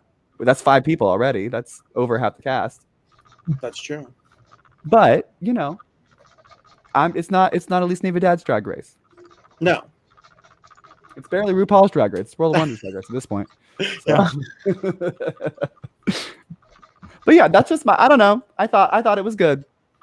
And also when she put that whole can in her mouth and just tilted her head back, I was like, we're all entitled to our opinions, right or wrong. Yeah. 2 wrong, 1 right. It's great. No, ma'am. You're the wrong one. You're wrong, 1 right. Okay, well, not etc. After Electra, okay, here's what I hope we all agree on. Kita Mean was after. This was garbage, mama. I didn't think that I didn't like the neon. I felt like she was more trying to do like punk rock than she was trying to do what's the word again? Bogan. It doesn't feel bogan at all. It just looks like she's trying to be like punk rock, like rave, like yeah. It was. She looks like a Monster Energy drink can, but as like a queen. Yeah, and the fact that Thorgy Thor has done it twice already. Yeah. A is something, and B, I don't know. I just didn't get Bogan. I liked the look. Let me say it. It was a good look. I don't think it fit for this category at all. But I feel like Robin has something very important to say. I hated it. Okay. I just saw you staring down the screen. I'm like, oh no, what is she gonna say? No, I hated it. She walked out and I was like, this isn't the challenge. Yeah. Like, that is like a neon runway look. That is like, probably not even that great for neon runway. Like, no. And even then it would be safe for a neon runway. Like even at a bar, if she wore that, I'd be like, okay, it's a serviceable bar look. That's what I will say. Here's the thing. That is your the show director's telling me I need to go out on the floor and say hi to everyone. Yes, it's a what's it, a turn-in look, a walk-in look? Yeah, a walk around. A walk around. Yeah. It's a walk around. I have this dress in my closet. Let me put this jacket on. Oh, I have a wig that matches it. I'll wear this. You don't see my bra straps. Let me put the jacket on. Yeah. Oh, and maybe I'll wear this for my second number because I don't know if I'm going to bring another outfit. Yeah. You just literally gave me so many flashbacks to my life. Right? I'm like, when you open your suitcase, everyone has like 3 looks. You're like, I'm sorry, what? I have to have what now? Okay. But yeah, I agree. I didn't think it was the tea. What about you, Dylan? Like I said, I didn't like it. Yeah. I felt like it looked like a Monster Energy drink. Yes. Personified. Like it didn't fit theme. I got what she was going for. She was going for like a punk rock prom dress, but again, it was bogan. Like this doesn't read white trash. It reads middle class white girl trying to be quirky, rebelling against her parents. Like I don't know. It didn't fit at all, and I didn't like it. Yeah. Well, that's good that we all agree on something finally. But yeah, after her was Maxi Shield. This looked like. This was not even an attempt to look like a high school student. Like this just looked like. I mean, I saw the drag influence to bogan, and this is definitely something that you would see a bogan person wearing. Like this is like bogan grandmother. Like this is not bogan prom. Yeah, I think this is a chaperone. Yeah. Moment. However, I love this look so much. I still am trying to figure out why. For me, it's the hair. The hair is gorgeous, and her makeup is gorgeous. She looks amazing. That's the thing. I think when they told her she looked really good in the challenge, I was like, "You're a dirty, rotten liar." But when they were like, "You look great on the runway," I was like, "Oh, accurate." She It looked bogan. It looked like if she had not said in the voiceover that I was a chaperone, I would be the same way I was about etc. But the fact that like etc. looked like a high school student who just wasn't ready or just was going to school, whereas like this gave me big like she has a mom who goes to this school. Like she is a mom of a student who goes to this school. She's the one selling menthol cigarettes behind the dumpster during the school prom. Like I think she's a mix of Stifler's mom and Amy Poehler in Mean Girls. Yes. Yeah, in that respect, it was good. Wasn't she the one that did Jennifer Coolidge too? No, that was Scarlett. That was Scarlett. Okay. She did the Magda person. From Kath and Kim. Oh yeah, but I mean, at least like as a chaperone, I got this, and I did think it was white trash, so I will give her that. Yeah, it was the most glamorous trash. Like I love glamour trash. Like it looks really pretty, but you know that shit's cheap. Like I love it. I love that. Yeah, exactly. But then after her was the Rosé knockoff, Karen from Finance, in her big ruffled jumpsuit. I would like to lead. A sleeping bag. Yeah, I would like to lead and say that it was ugly. It was not pretty. It wasn't a good look, and it also didn't fit the theme. No. Like this is where I'm like, okay, they are trying to save Karen. Like Karen is the Vivian. Karen is the I won't even say Lawrence Chaney because Lawrence Chaney actually fucking killed it. Like she deserved all of her wins. So like no, she's giving me very like, well, Art Simone's gone now, so who do we favorite now? They got rid of the one. Well, to be fair, I don't know Art Simone that well. I'm like, damn, they got rid of the only not racist winner. I mean, but I don't know Art Simone like that, so maybe we'll see. It is Australia. I do think that Art Simone is someone who has not had an expose written yet. I will say something I will say about Karen, and I'm not sure because I could be wrong based on the Baywatch, but I'm pretty sure. So there's that whole, this is a total side tangent right now, so sorry y'all. But there's this whole thing about Karen's tattoo, right? Yeah. Have we all seen the articles about the blackface tattoo? That is supposedly covered a good chunk of her leg, and she has since gotten this tattoo removed. Karen from Finance has yet to show her bare legs on Drag Race Down Under.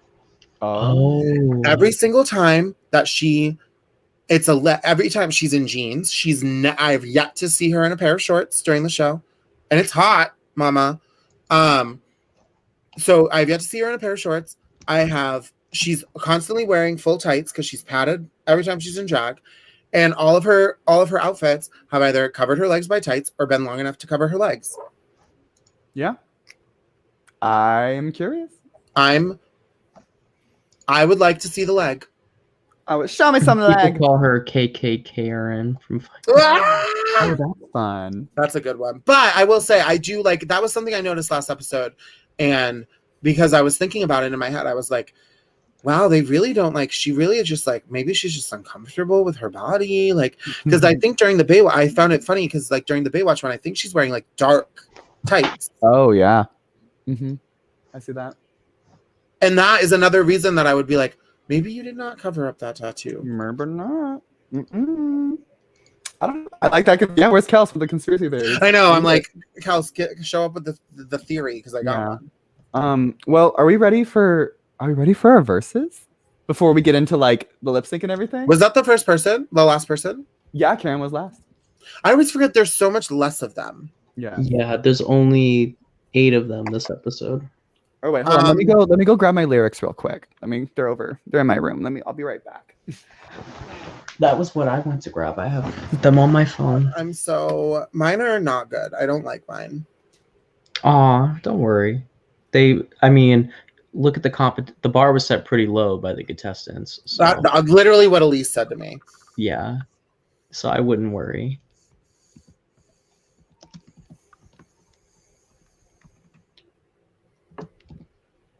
I'm getting the song. Queens Down Under. I'm gonna be so happy when I never have to hear this song again. I will say that.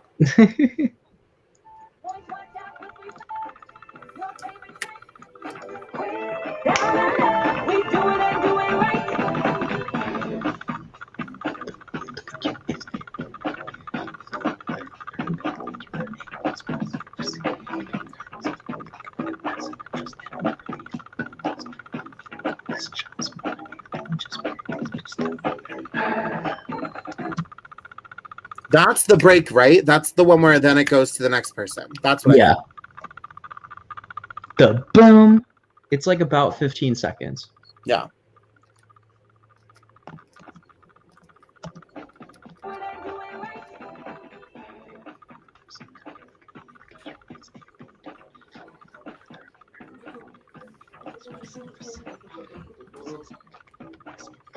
Okay, I'm back. I got it. All right. I think mine's okay.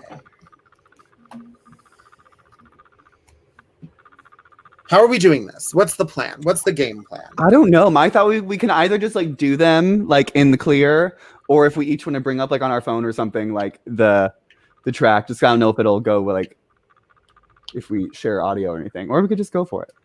Do we know like the breaks?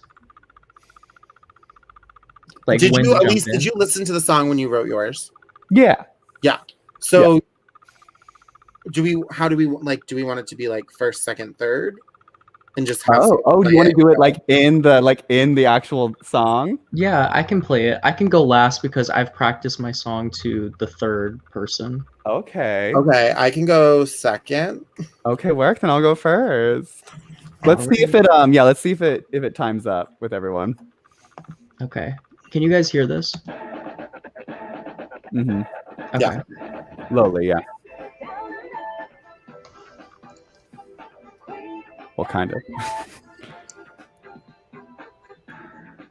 Oh, it's there. I thought there was more. Yeah. So did I, but there's not. Oh, okay. Is there? There's there no way what? to share audio. That's what I'm wondering. I can play it off my phone. Oh yeah, do that. Play it on your phone, so it's nice. Yeah, it might be louder. So it's nice and loud. Well, yeah. Let's see.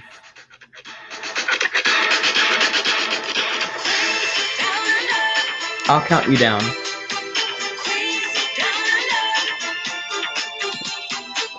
Elite Navy Dad, yeah, I'm back again, slaying down the runway. Better give me them tens, known round the country and soon the world. But if you're good, my candy cane will be unfurled. Cause I'm here, I'm queer, and I'm spreading Christmas cheer. But when I blow, you better go and let's just stay another year. Because I came to win, but if you wanna go, you can meet me under the mistletoe. Grind, crush, roll, smoke. Robin from HR is here to toke. Heavyweight, never late. She's the one to smell you hate. Princess Fiona, move aside. Your man's dick, I'm taking tonight. Always funny and always cringy. She's the queen from Duloc City. Oh, I love that. That was good. Yeah. I was too fast, but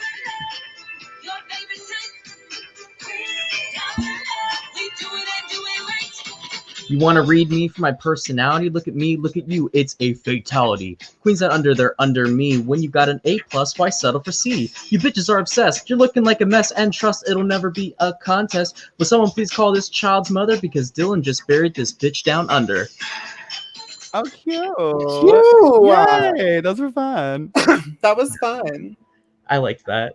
Yeah, We would have won the challenge. So 100%. Oh yeah. Especially if we had Kelsey here, the four of us, we would be the what would our name be though? Ooh, the it would have to be something to do with silent. Oh, true. This the does that have to be Australian? That's the thing is, I was like, oh, American Invasion was where my brain went. Oh like, yeah, some American sort of, Invasion, like, yeah. I could Or see the kangaroos are you? Oh, Mm-hmm. I like that. Kangaroos are you? I like that. Yeah, so that was fun. Yeah, but basically then we got to Scarlett winning the challenge. Do we agree?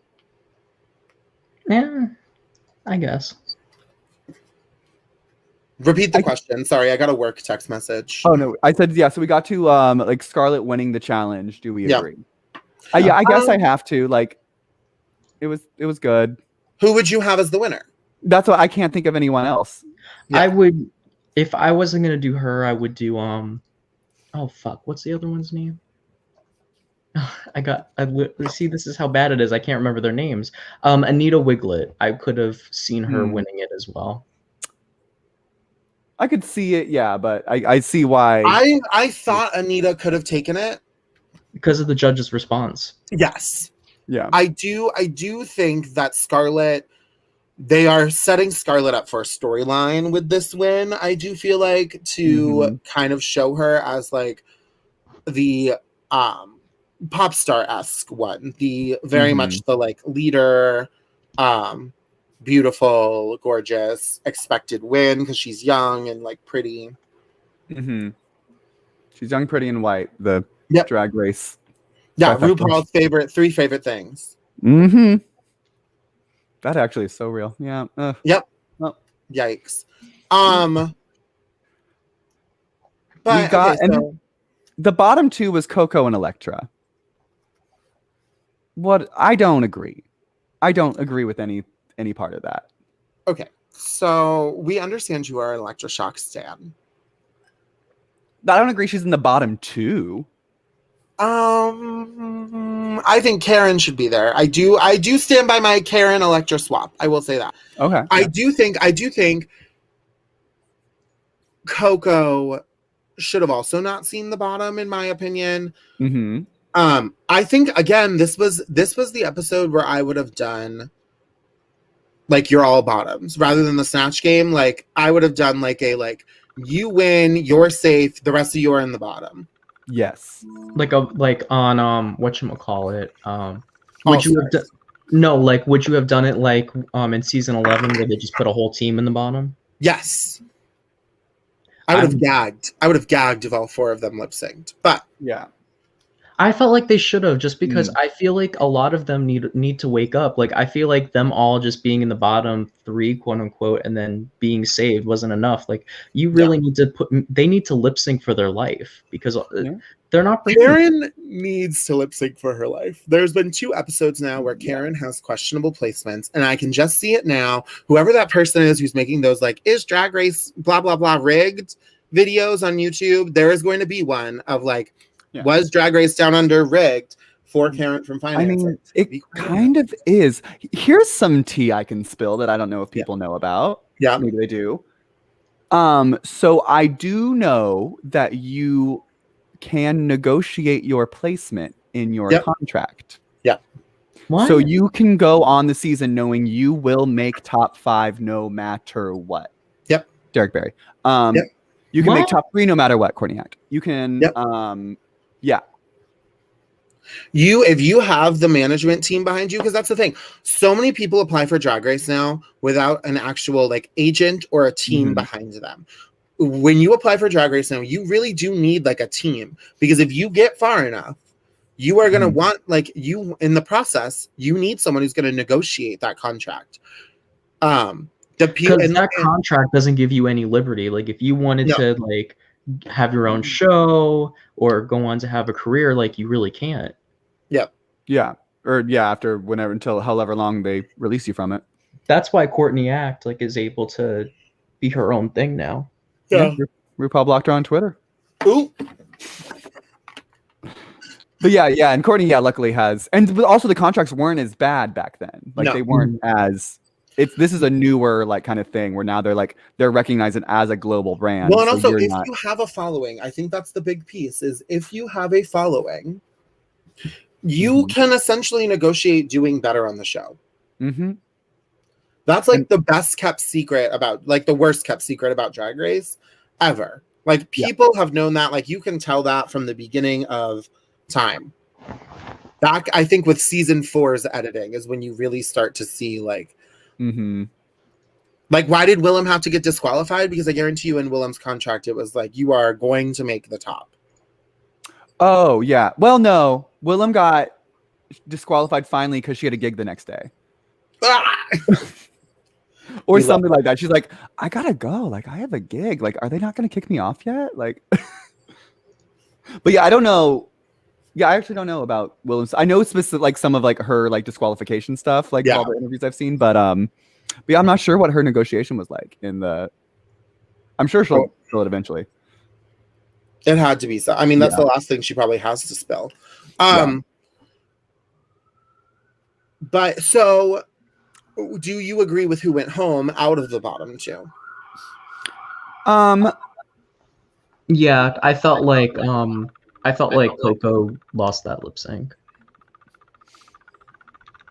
Here's where my opinion is. Coco ate her up. Oh.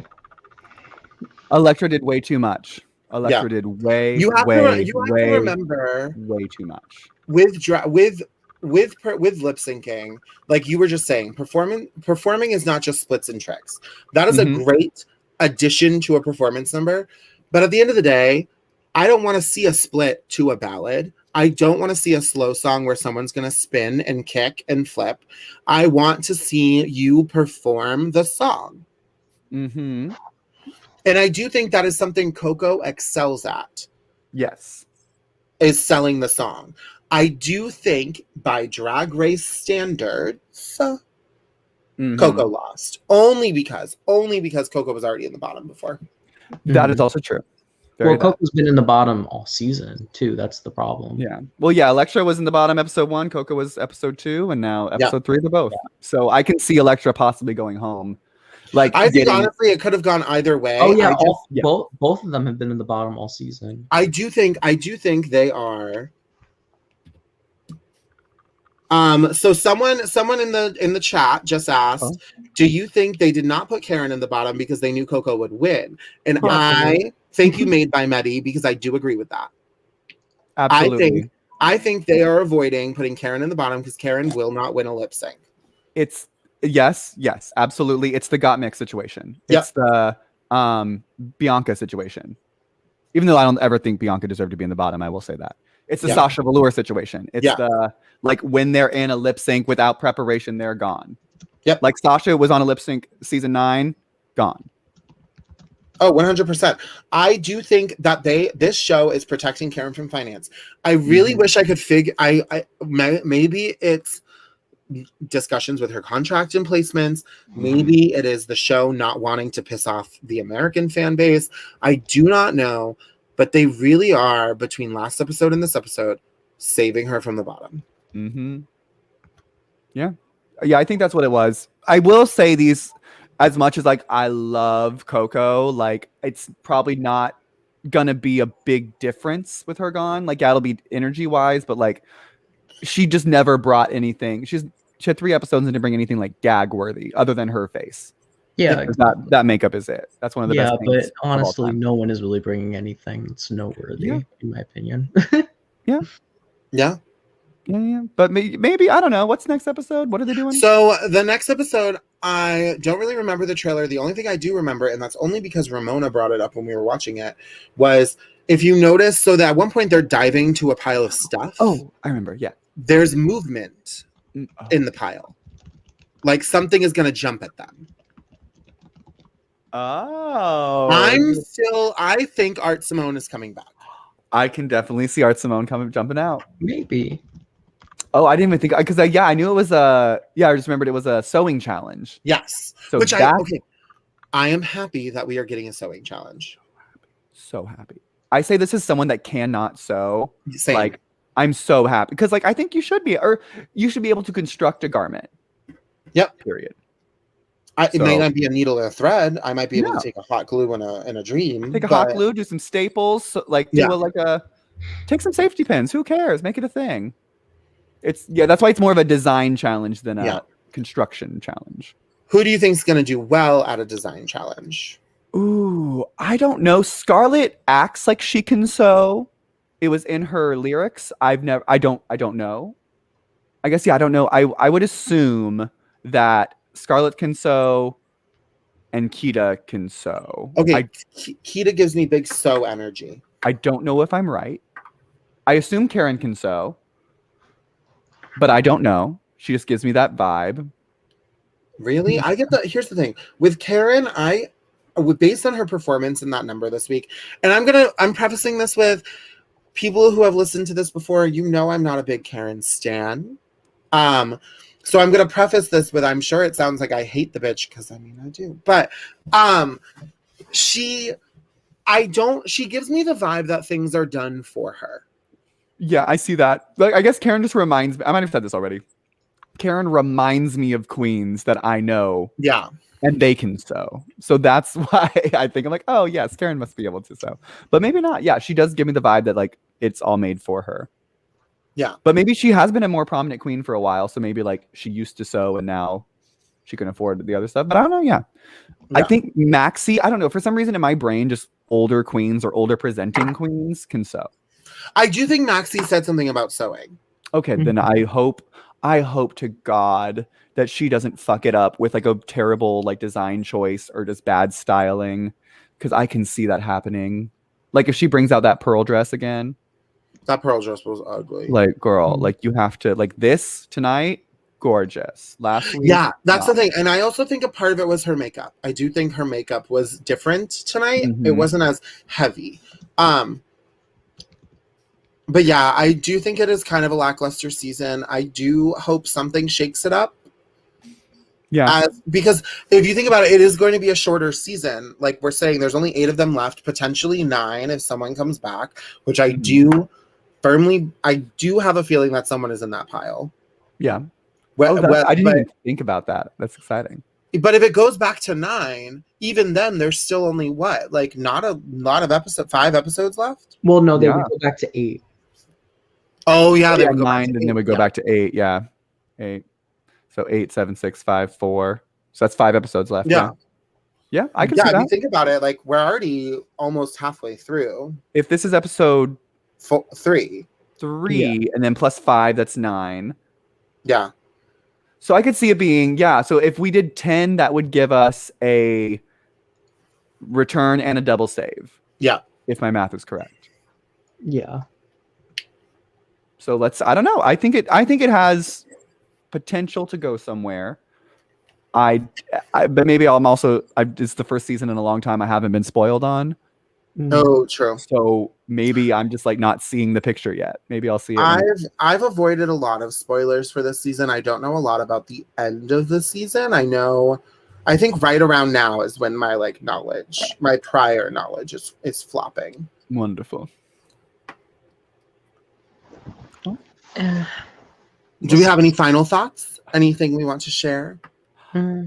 No, I think now we're episode 3. Who's winning? Who's winning and who's going home next? I think that Karen's gonna make it really deep because I think they're just pushing her along at this point. I think that Anita is gonna do pretty well. I think that next to go, I think Elektra is in danger. I think she's probably, if not next to go, unless she pulls a Raven / Monet exchange, like where she just turns it out halfway through. Like, I think her and etc. like need to step it up, or else they're gonna leave. I do think we're gonna get another gag elimination soon. Ooh, okay. Oh yeah, probably. I don't know who. Winning. Who do I want to win? Or who do you think is going to win? Okay, who do I think is going to win? Karen. Okay. Based on the edit, based on how the show is being played out, I do think Karen will take the win. Who do I want to win? It's hard to think about because I think based on her drag, I do think Scarlett is someone quickly becoming someone I would want to win. But without my star, legend, and icon Coco Jumbo here, I will be going with the better queen. I would love to see etc. win. She will not, but I would like it. Oh, that would be bonkers. Here's the thing. I would love to see how that happens. I would watch that season. That is going to be a fun season if etc. ends up taking it. It's going to be a very fun season. Oh yeah. Who do you think's going home next? Sewing challenge.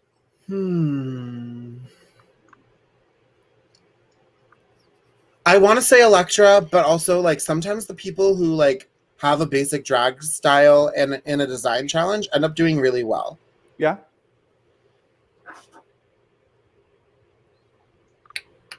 I feel like Kita's going to be the shock elimination next.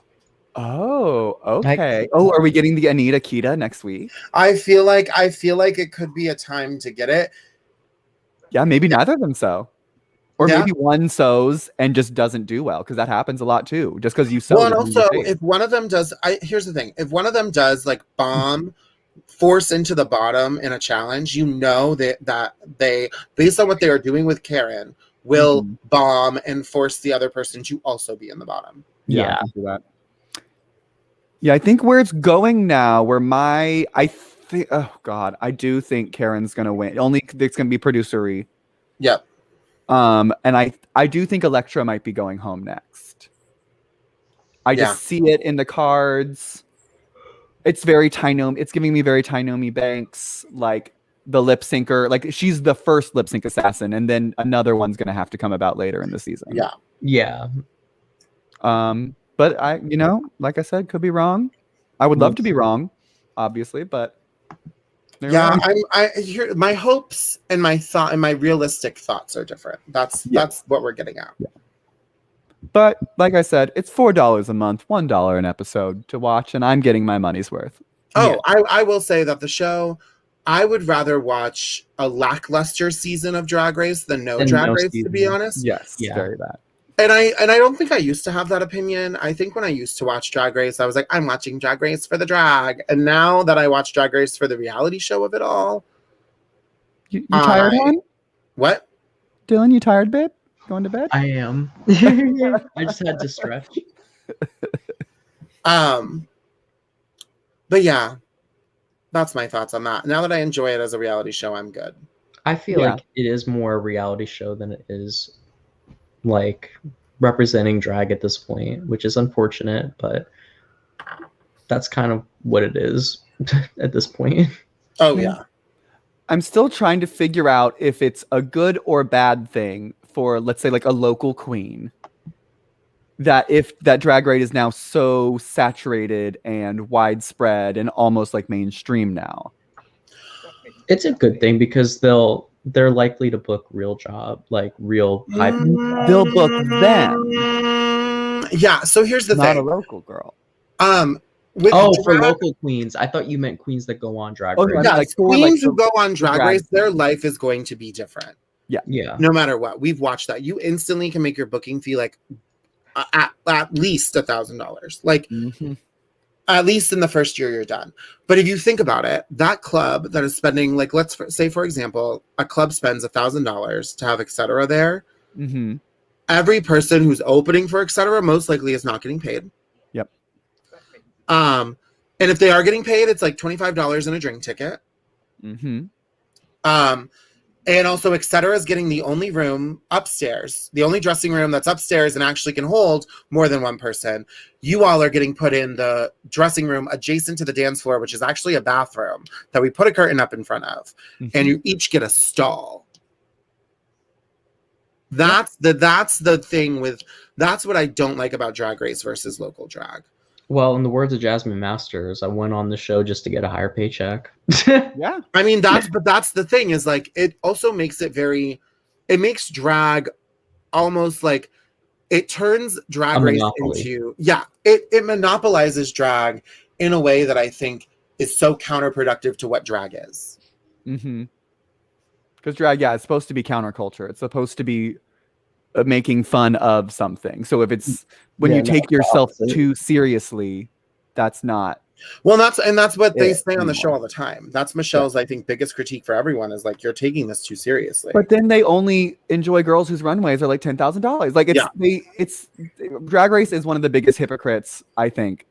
Like they're like, oh, I don't want to see no fucking H&M. Why don't you don't have to spend money on drag to be successful? They say that in the same episode. Oh, they say that every season of Drag Race comes around and they do the whole spiel of the girl who took out $10,000 worth of loans. And then they have the same person who's like, I spent $20 and a pack of gum. Yeah, but they also spent 13, 20 years on sewing lessons and knowing how to, like, they just have that skill set.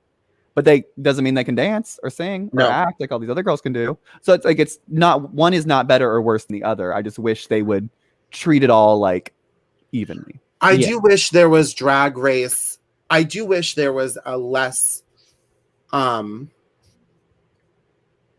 gentrified Drag Race. There's the word I'm looking for. Yeah, less all the same, less and like, thank God now we do have Dragula, now we do have Camp on a Kiki. And even the franchises like the spin-offs of Drag Race are still kind of giving you something different, but But I think we need more. We need more. Like we have like how you know how you have cooking competitions. You have 100 cooking competitions. You have 100 modeling competitions. You have 100. Did you see Laganja's hosting a cooking competition now? Wait, what? Laganja is hosting Chopped 420. An Yes, edible cooking Laganja, competition. good for you. Yeah. That's smart. I like that. Yeah. I thought that was funny. Sorry to interrupt you, but No, I love that. was No, a absolutely. little Like fun we fact. need more of that stuff. Like that's what we need. We need more of That's drag the to be thing. like, I don't want more. Like sometimes I'm like I want more Drag Race for the reality show of it all. yeah. But I'm also kind of like I also want to see like drag queens on like other reality shows. Yeah. Like that's like I would rather be on Survivor or Big Brother or anything like that way before I would ever want to be Drag Race. Because my theory is I want to be the one drag queen that all these people know. I don't want to be the 100th drag queen that everyone knows. Like I don't want to be. That's the thing. Like I don't want to be a niche superstar. I want to be on like full scale television. Yes. I mean, Drag Race, call me. I'm not going to say no. But girl, don't call me. I don't want it. I'll take her spot. It's fine. Yeah, you can give it to Elise. Elise can be the silent podcast drag queen on Drag Race. Yeah. God. Well, friends, this has been lovely. Yeah. Yes, this is fun. Another episode 3. I know. In the books. In the books. Big shout out. Big shout out to the audience for sticking with us. I think those 3 viewers have been very steady this whole time, and we hope other people watch. We love to see it. You can follow me on social media at Robin from HR, all one word on all platforms. Yes, you can follow me at Elise Navy Dad, all one word, on Instagram and Twitch, and Elise Navy _ on Twitter. And you can follow me on every platform at Slightly Bitter with an AH at the end. And yeah. Right. Oh, and make sure you follow like Silent Podcasts and all that good stuff on our social media platforms. And thanks for listening. We'll be back with another Down Under episode next week. Goodbye. Bye.